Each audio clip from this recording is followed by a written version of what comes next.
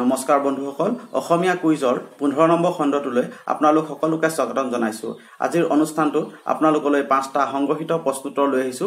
প্ৰত্যেক প্ৰশ্নৰ বাবদ আগৰদৰে 5 ছেকেণ্ডকৈ সময় দিম। যদি তাতকৈ বেছি সময়ৰ আৱশ্যক হয় তেনেহলে ভিডিঅটো ৰখাই লৈ উত্তৰটো দি চাবলৈ চেষ্টা কৰিবচোন। শেষত কোনে কেইটা উত্তৰ দিব পাৰিছে হেতু কমেন্ট বক্সত জনাব। তেনেহলে আজিৰ প্ৰথম প্ৰশ্নটোলৈ আগবাঢ়ো। আজিৰ প্ৰথম প্ৰশ্নটো হৈছে পৃথিৱীৰ সুউচ্চ পৰ্বতমালা হিমালয় পৰ্বত। হিমালয় পৰ্বতমালাৰ অসম অঞ্চলত এটা শৃংগ আছে। এতিয়া আমাৰ প্ৰশ্নটো হৈছে হিমালয় পৰ্বতমালাৰ অসম অঞ্চলত থকা এই শৃংগটোৰ নাম কি? হিমালয় পৰ্বতমালাৰ অসম অঞ্চলত থকা এই শৃংগটোৰ নাম কি?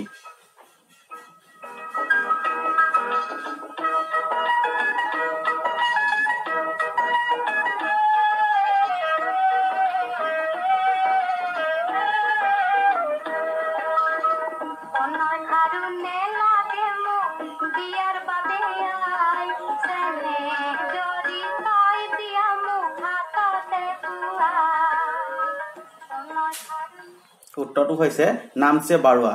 নামচে বাৰুৱা হিমালয় পৰ্বতৰ অসম অঞ্চলত থকা এটা শৃংগ। এতিয়া দ্বিতীয় প্ৰশ্নটোলৈ আগবাঢ়িছো। অসমৰ দীৰ্ঘতম নদী ব্ৰহ্মপুত্ৰ। এই ব্ৰহ্মপুত্ৰৰ বহুতো উপনৈ আছে। এতিয়া আমাৰ প্ৰশ্নটো হৈছে ব্ৰহ্মপুত্ৰ নৈৰ সৰ্ববৃহৎ উপনৈখনৰ নাম কি? ব্ৰহ্মপুত্ৰ নৈৰ সৰ্ববৃহৎ উপনৈখনৰ নাম কি?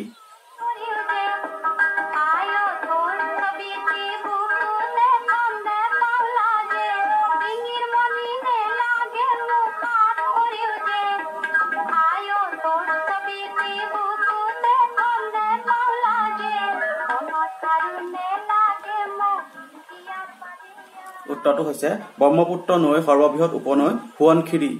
এতিয়া তৃতীয় প্ৰশ্নটো আগবাঢ়িছো। তৃতীয় প্ৰশ্নটো হৈছে 1998 চনত অসমৰ এগৰাকী শিল্পীয়ে ৰাষ্ট্ৰীয় পদ্মভূষণ বঁটাৰে সন্মানিত হৈছিল।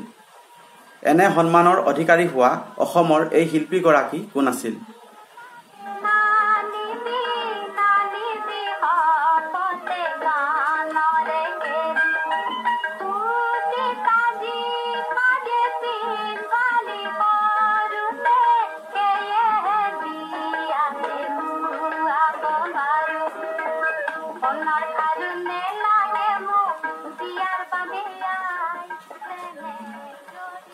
উত্তৰটো হৈছে সন্মানীয় দীপালী বৰঠাকুৰ। এই চেগতে দীপালী বৰঠাকুৰৰ দীৰ্ঘায়ু আৰু সুস্বাস্থ্য কামনা কৰিলো। এতিয়া চতুৰ্থ প্ৰশ্নটোলৈ আগবাঢ়িছো। ভাৰতৰ বায়ুসেনা দিৱস কেতিয়া পালন কৰা হয়? ভাৰতৰ ইণ্ডিয়ান এয়াৰফ'ৰ্চ ডে কেতিয়া পালন কৰা হয়?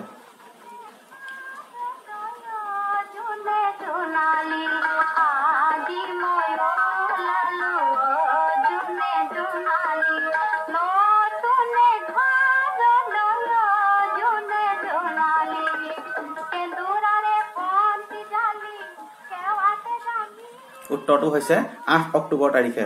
1932 চনৰ 8 অক্টোবৰৰ পৰা এই দিৱস পালন কৰা হৈ আহিছে ইণ্ডিয়ান এয়াৰফ'ৰ্চ ডে। এতিয়া পঞ্চম প্ৰশ্নটোলৈ আগবাঢ়িছো। পঞ্চম প্ৰশ্নটো হৈছে আপোনালোকে হয়তো সকলোৱে মিঠাই খাই ভাল পায়। মিঠাই খাই ভাল নোপোৱা মানুহ খুব কম ওলাব। আমাৰ পঞ্চম প্ৰশ্নটো এই মিঠাইৰ লগতে জড়িত। এই প্ৰশ্নটো হৈছে ভাৰতৰ ৰাষ্ট্ৰীয় মিঠাই কোনবিধ? ভাৰতীয় ৰাষ্ট্ৰীয় মিঠাই কোনবিধ?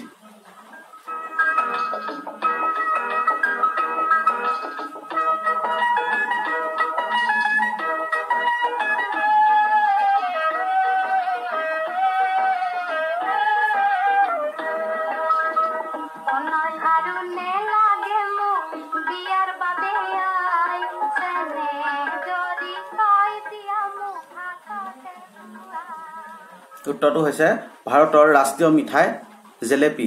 জেলেপি ভাৰতৰ ৰাষ্ট্ৰীয় মিঠাই। গতিকে মিঠাই খাই সকলোৱে ভাল পায়, জেলেপিও খাই নিশ্চয় ভাল পায়। গতিকে অনুষ্ঠানটো চাই যদি অলপ হ'লেও ভাল পাইছে তেনেহলে ভিডিঅ'টো লাইক কৰিব আৰু ভাল হৈছে বুলি কমেণ্ট কৰিলে আমি উৎসাহিত হওঁ। আৰু যিসকল বন্ধু নতুনকৈ এই চেনেলটোলৈ আহিছে তেওঁলোকে পাৰিলে চেনেলটো ছাবস্ক্ৰাইব কৰিব। আজিৰ অনুষ্ঠানটো ইমানতে সামৰণি মাৰিছো। পৰৱৰ্তী খণ্ডত পুনৰ লগ পাম। ধন্যবাদ।